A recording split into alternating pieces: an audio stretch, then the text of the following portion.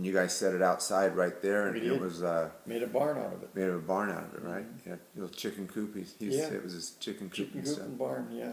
Yeah. Yeah, that was something else. In fact, when I when I bought Hazel, my favorite horse, Yeah. I would go out there at night. Yeah, I was in love with that horse, and I'm serious. I was in love with that horse, and that horse was in love with me. I'd go out there and I'd stand there, and she'd put her head on my shoulder, and I'd stroke her neck, you know, and I would almost lull her to sleep, Yeah. you know. But I just couldn't get enough of that horse. I'd get up in the middle of the night and go out and just to pet her. It was something else. Did you ever ride your horse to school, or did you? No, didn't ride him to school. We rode him everywhere else. So Yeah.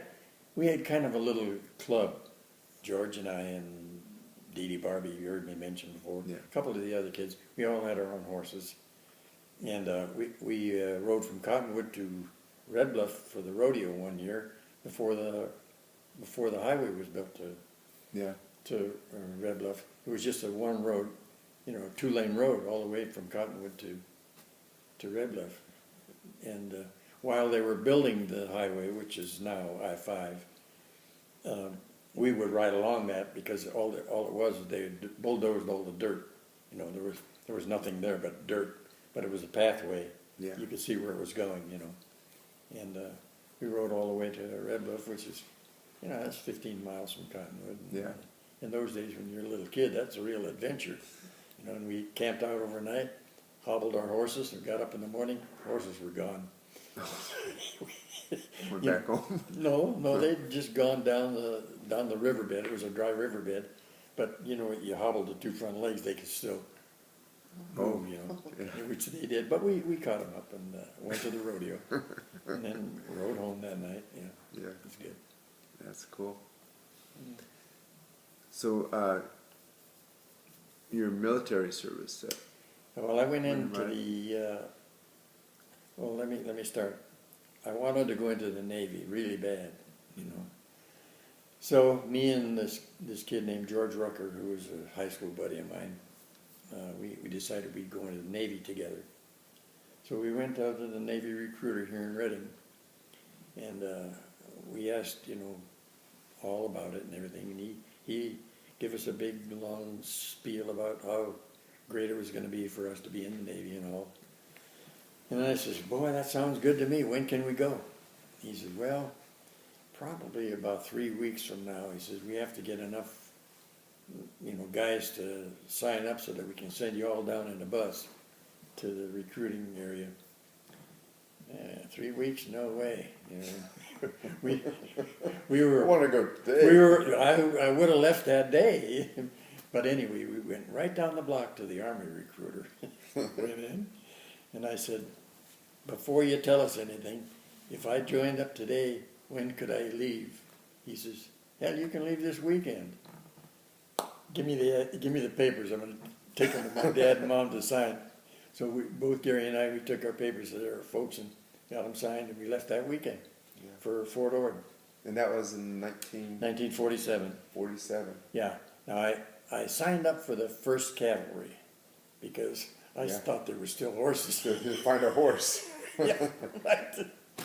Anyway, I was promised that I would get to go to Japan, which was the 1st Cavalry more or less headquarters at that time. Yeah.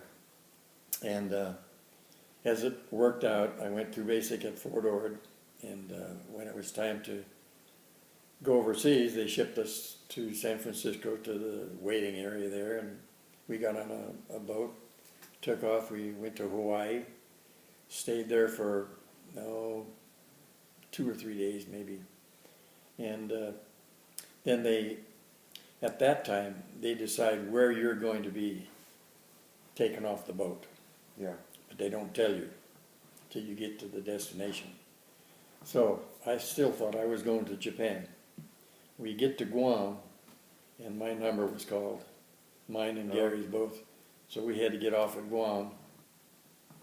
And I thought, oh man, I was so mad, you know. I just didn't want to stay on Guam for no reason at all, you know. Yeah. So 2 weeks later, they asked for volunteers to go to Saipan. And I said, hey, get off of Guam, go to Saipan. Maybe I can still get to Japan, you know. Yeah. So I volunteered to go to Saipan. And, you know, Saipan was a paradise. Yeah. It really was a paradise. Just like you see, you know, jungle paradise. Beautiful water, nice beaches, you know. And, oh, God, you're living the life of a native there, you know. Everything was so casual. Yeah. Cottonwood to Saipan Yeah. in a couple of months. Yep. Yeah, yeah. You know, I'll tell you what, I like the service because of the adventure that I got out of it. Yeah. You know, but in fact, I was due to come home after, what was it, I think 18 months, but I stayed there 21 months. I let them extend me, because I really enjoyed Saipan, you know, it was nice, really nice.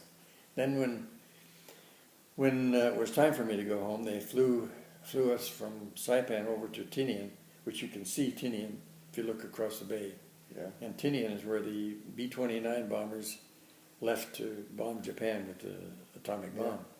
Yeah. So I mean, that was a historical place too. Did you happen to see like the Indora Gay or any of that? No. Or probably it was already. It was all gone. Yeah. Yeah. But they still had airplanes there, but none of the B-29s were there. Yeah.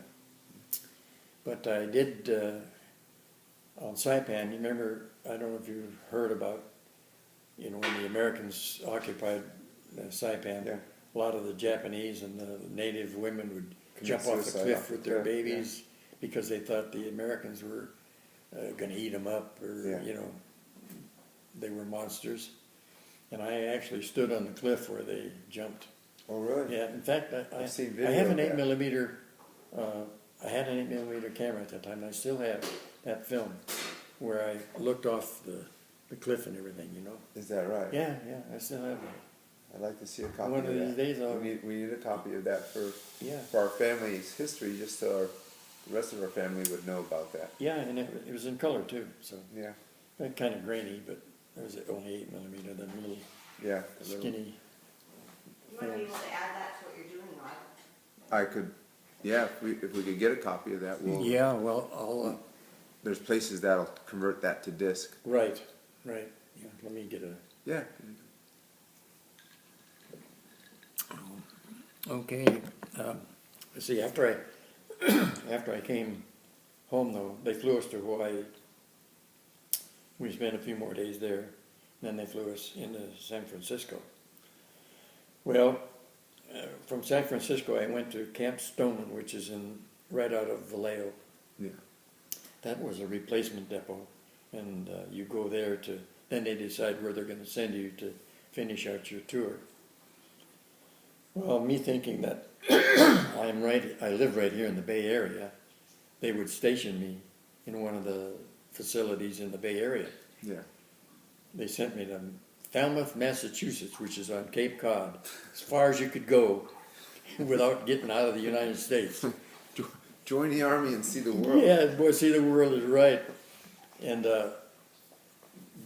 they shipped me to an Air Force base, and I was still in the Army.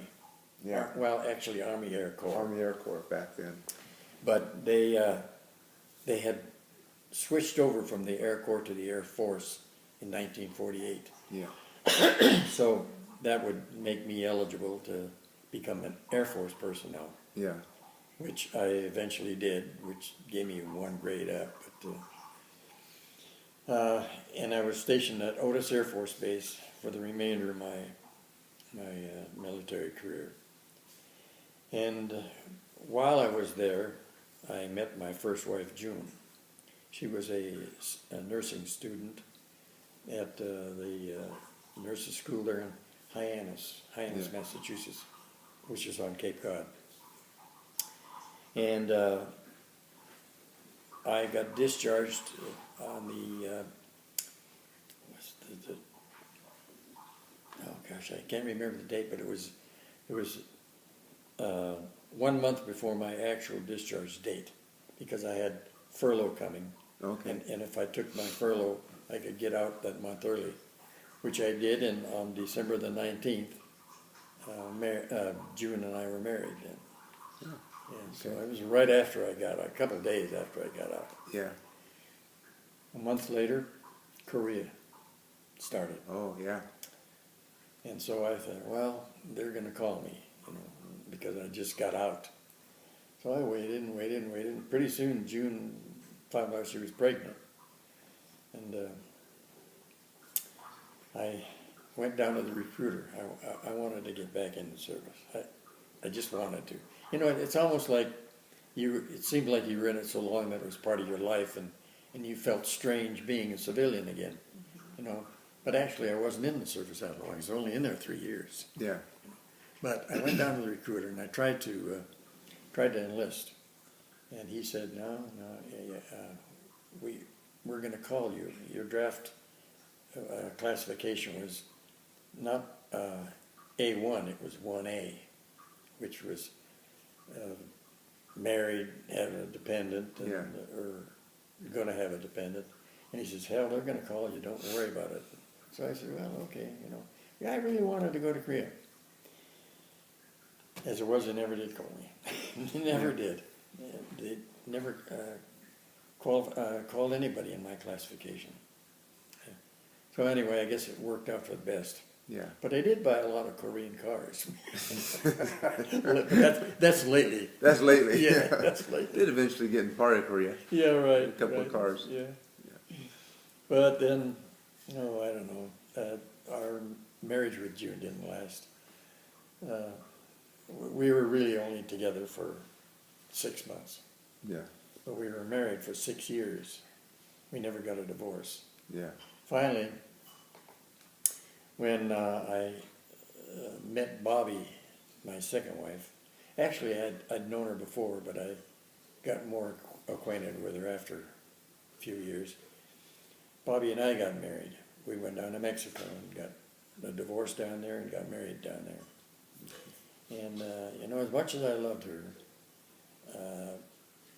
we weren't meant to be man and wife. It was a struggle for us, you know.